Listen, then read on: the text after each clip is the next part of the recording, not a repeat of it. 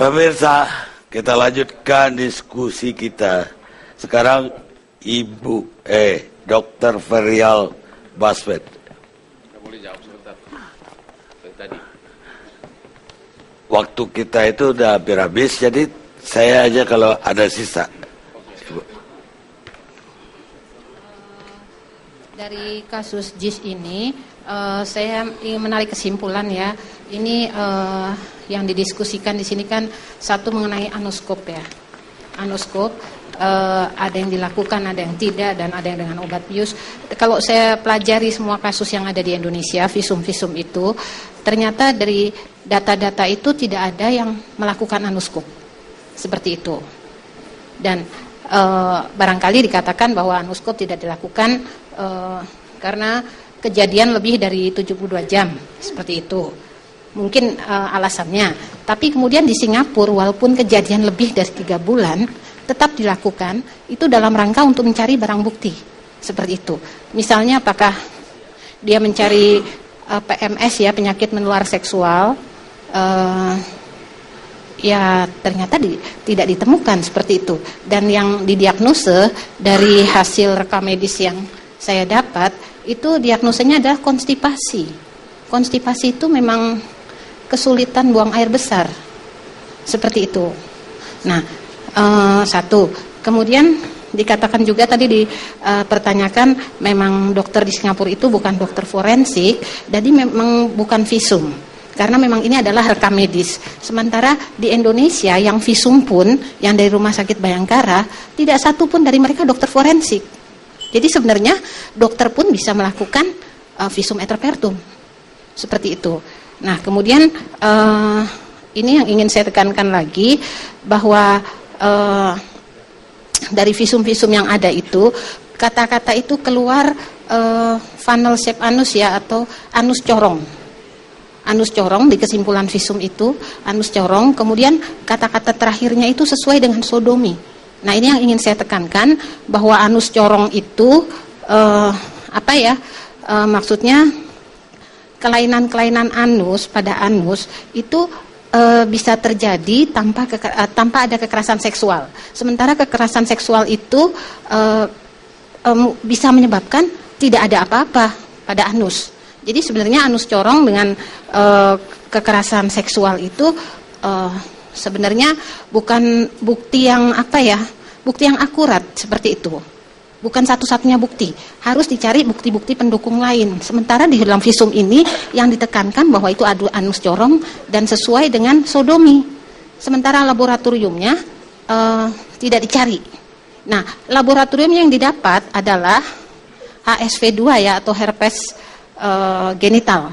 Tadi dikatakan, nah herpes genital itu untuk mengatakan bahwa herpes genital atau HSV2 itu positif, yang positif itu adalah IgG, bukan IgM. Sementara dalam visum-visum yang ada di Indonesia itu atau laboratoriumnya itu mengatakan bahwa IgM-nya positif. Nah, IgM positif ini bukan berarti dia menderita HSV2. Karena IgM positif itu bisa terjadi cross reaksi antara virus-virus yang ada sebelumnya. Misalnya apakah dia pernah atau dia sedang menderita paringitis atau virus-virus lainnya, campak, terus Epstein-Barr virus, infeksi monoklonal dan lain-lain. Jadi bukan satu-satunya bukti bahwa dia itu HSV2 positif atau herpes virus genital. Kalau mau mengatakan herpes genital positif harus IgG-nya positif, bukan IgM. Seperti itu. Nah, kemudian pada kasus guru itu dikatakan diplokok ekstraseluler positif. Nah, diplokok ekstraseluler positif itu bukan positif untuk penyakit kelamin. Karena kalau untuk mau mengatakan bahwa penyakit kelamin positif itu diplokoknya harus intraseluler positif, seperti itu. Nah, kenapa didapatkan ekstraseluler positif? Itu karena pada pembuatan slide, pada proses laboratoriumnya, itu kan diambil swab penis ya, apusan seperti itu. Kemudian ditaruh di deglas atau kaca itu, kemudian direndam pada reagen, zat pewarna. Nah, pada laboratorium dengan standar yang tinggi, itu zat pewarnanya itu atau baknya itu biasanya sekali pakai buang. Nah ini mungkin didapatkan dari sampel-sampel lain yang positif. Kemudian pada waktu itu kan asumsi, Bu. Artinya kenyataannya kan kita nggak tahu apa itu kenyataannya dibuang atau tidak dibuang. Nah, ini menunjukkan bahwa kalau diplok-plok ekstraseluler positif berarti laboratoriumnya itu standarnya tidak bagus. Ini yang di mana? Yang di Polri. Hah? Yang di Rumah Sakit Bayangkara. Oh, baik. Seperti itu. Ibu dokter forensik atau Kebetulan. psikolog? Dokter forensik. Bukan psikolog? Bukan. Nah,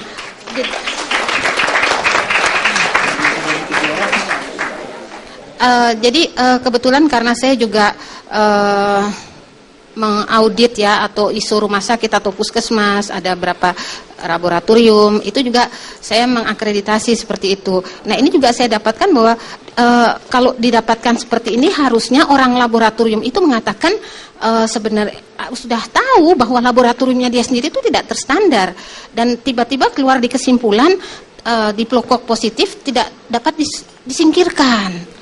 Harusnya dokter sudah tahu bahwa itu bukan penyakit menular seksual atau GO atau gonore. Tapi kalau rumah sakit Bayangkara Ibu bilang nggak standar, bagaimana dengan kasus-kasus lain? Nah, ini panjang cerita ini. Masalahnya hakim kita tidak pernah menanyakan laboratoriumnya itu terstandar atau tidak. Masalahnya itu.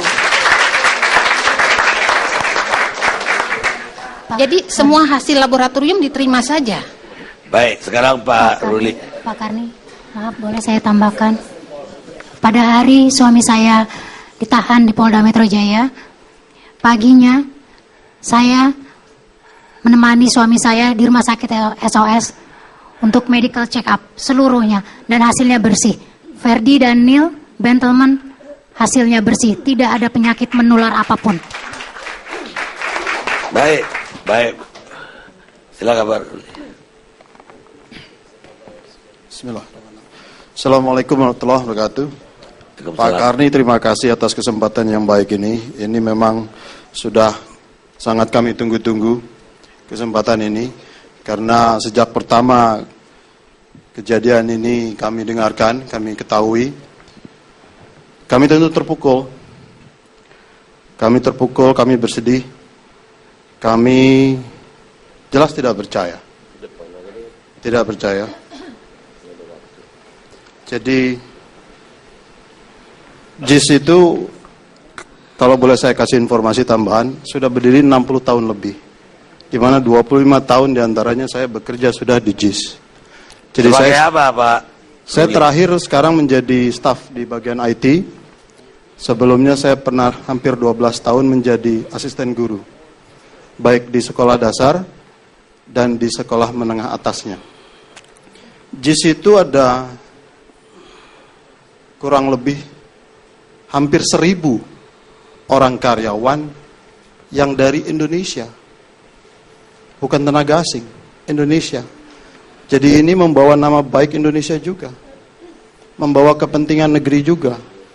Jadi kami sangat bersedih kenapa ini menjadi seperti ini. Ketika pada pertama-tama kalinya kami dikecam, dibully habis-habisan, seolah kami tidak bisa melawan. Saya pernah beberapa kali juga mencoba menghubungi Ketua Komisi 3 pada saat itu, Bapak Muzamil, untuk beraudiensi. Karena ini tidak adil. Ini pemberitaan sangat tidak adil. Sangat berat sebelah. Kami yakin kenapa kami bisa yakin seperti itu? Ini sudah jelas. Ada laporan tanggal 20 Maret ke sekolah mengenai kejadian ini. Lalu tanggal 24 Maret ke polisi. Padahal Pak kami harus, dan pemirsa TV One dimanapun berada harus mengerti ini. Yang pertama kali tidak ingin kasus ini terbongkar ke publik adalah ibunya sendiri. Dan kami menjaga itu. Kami membantu itu untuk menjaga itu. Jadi yang merusak, yang membuat, yang menjadikan korban anak-anak ini dari awal, siapa? Apakah kami? Ibunya itu sendiri. Ada konferensi pers yang dilakukannya. Seperti itu. Padahal itu tanggal 24 Maret. Ini kami punya foto-foto. Salah satunya adalah foto tanggal 19 Maret. Anak yang katanya korban itu masih bermain perosotan. Tidak Pak, ditutup Pak, matanya, mukanya ditutup. Mukanya ditutup. ID-nya ditutup. Mukanya ditutup. 12 itu berhak dirahasiakan. Ya, mengerti Pak, kami tutup. Tapi kalau kakinya doang udah terasa. Kami mencoba mengungkap kebenaran Pak. Oke, terima kasih. Lalu kami sangat yakin bahwa ini adalah rekayasa memang. Bayangkan, ini kan sebetulnya pemutarbalikan cerita. Siapa korban sesungguhnya? 8 orang yang dijadikan tersangka itu dengan bukti-bukti yang kami yakini itu tidak benar. Kami yakini itu tidak berdasar. Dan di persidangan selalu jelas terbuka, terlihat di persidangan petugas kebersihan ya. Kami mengetahuinya tentu dari media. Memang pengadilannya tidak terbuka, tertutup. Jadi mohon dimengerti bahwa kamilah korban sesungguhnya dari peristiwa ini. Kami sudah mencoba bekerja sama dengan semua pihak termasuk dengan ibu-ibu korban, tetapi tidak ditanggapi dengan baik. Malah yang terjadi adalah seperti ini. Dan kami meyakini merekalah sesungguhnya, anak-anak itulah sesungguhnya menjadi korban, bukan korban yang disangkakan, dituduhkan itu. Tetapi korban di mana ada kepentingan-kepentingan, motif-motif tertentu. Baik, Pak Ruli. Makasih Pak. Korbannya saya kira tidak hanya yang kerja di situ, tapi seluruh anak yang sekolah di situ, bahkan para alumninya, seluruh keluarga JIS, kalau itu benar tidak bersalah. Kami yakin itu Pak Kani. Ya. Dan tambahan saja Pak Kani, saya sebagai ketua Serikat Pekerja, saya sudah berjanji kepada suaminya Siska, Ferdi, yang merupakan juga anggota dari Serikat Pekerja, sampai kapanpun saya berjanji bahwa kasus ini akan kami dapatkan keadilan dan kebenaran itu. Semoga. Terima kasih Pak Kani. Baik, sekarang Ibu Rostin Ilyas. Sama-sama Ilyas ya Bu? Iya, jadi boleh ngomong agak sedikit beda. Boleh, mau beda. Jujur saya sebagai pemerhati anak di sini bingung malam ini, tapi sekaligus lucu ngelihatnya dan rasanya kok nggak adil aja gitu. Karena mungkin karena anda telat ya sayang ya tadi ya, si cantik-cantiknya gitu. Oh, sidang perdata. Sebab tadi Anda udah dibantai habis-habisan tuh sama yang pakai gelang berlian di situ tuh.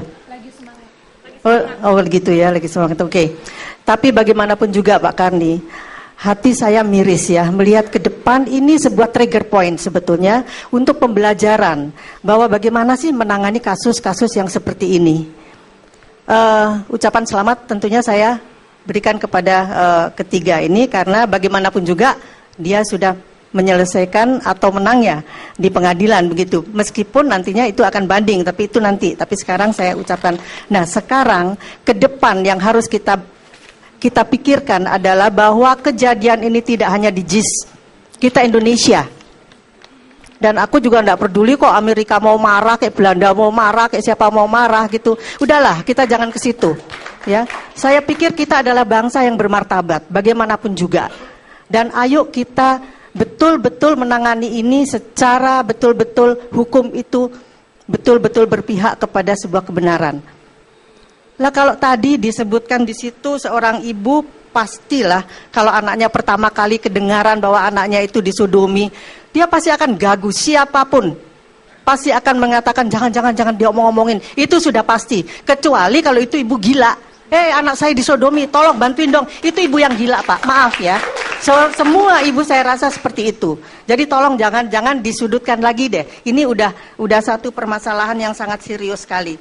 Dan tidak ada ibu-ibu yang mengada-ada tentang siksaan yang diterima oleh anaknya. Siapapun di sini yang bersalah, saya bukan itu masalahnya. Silakan hukum berjalan, tapi tolong pada pengungkapan kepada kasus-kasus yang kena korban seperti ini adalah Pak etikanya gitu loh. Atau mungkin harus ditaruh nanti ya di dalam Undang-Undang Perlindungan Anak atau apa ditambahkan. Sudah ada ya. Jadi saya sedih banget. Masa gimana ya? Tepuk tangan habis itu karena ngomongin korban yang ini tepuk tangan. Aduh, saya memang suka ditepuk tangan nih, tapi kalau halnya itu pas gitu. Tapi kalau kita membicarakan korban, membicarakan anak yang kena dan kemudian ditepuk tangan nih, rasanya kok sakit hati ini gitu loh, Pak. Sembuh aku tak ngomong apa ini. Pokoknya saya di sini jujur saya sudah merasakan bahwa bahasa hukum itu sayang, harus cermat ya, harus betul-betul detil dan Anda jangan ragu-ragu untuk membela sebuah kebenaran. Saya kira itu saja Pak Karni. Terima kasih. Pak Karni ini anaknya Siska, 2 orang anaknya Siska ini Bu, ya. Anak Indonesia. Ini korban juga Bu. Ya, aku enggak bicara ini anak Indonesia juga. Atau anak Amerika ya, karena aku tadi bilang tidak, gitu loh. Memang tidak. KPAI itu singkatannya adalah Komisi Perlindungan Anak Indonesia. Ketiga anak yang katanya korban itu anak-anak ekspatriat. Kita tidak ada diskriminasi soal itu tentu. Kita sepakat itu. Ini anak-anak Indonesia, di mana KPAI dengan itu? Ini bukan masalah Indonesia atau Amerika, Pak. Tidak, Bu. Ya. Tidak. Tapi saya katakan bahwa tadi Bapak tadi mengatakan. Tunggu Bapak, gantian. Saya mau bicara, ya. Kita di sini harus ada etika juga untuk bicara. Ibu tadi saya kira udah berhenti kan saya. No, saya belum berhenti. Kalau Anda mulai begini, saya akan ngomong juga bahwa yang saya tadi ucapkan adalah Bapak mengatakan ibu itu malah menutupi bahwa anak itu kan sebetulnya kasus yang sangat keibuan. Pak Hotman jangan ambil mic lagi, aku tidak akan berdebat sama Anda. Saya bukan orang hukum, saya hanya pemerhati anak. Jadi saya pikir tolong pahami bagaimana nurani seorang ibu. Paham sekali Bu, paham sekali Bu. Ibu sendiri kelihatannya justru tidak paham. Saya putus sampai di sini. Keadilan itu bukan soal bangsa besar atau bangsa kecil. Keadilan itu merupakan standar moral seluruh dunia. Mencari dan menemukan keadilan itu merupakan satu peradaban, kata Hideki Tojo, Perdana Menteri Jepang ke-40. Kita rehat sejenak.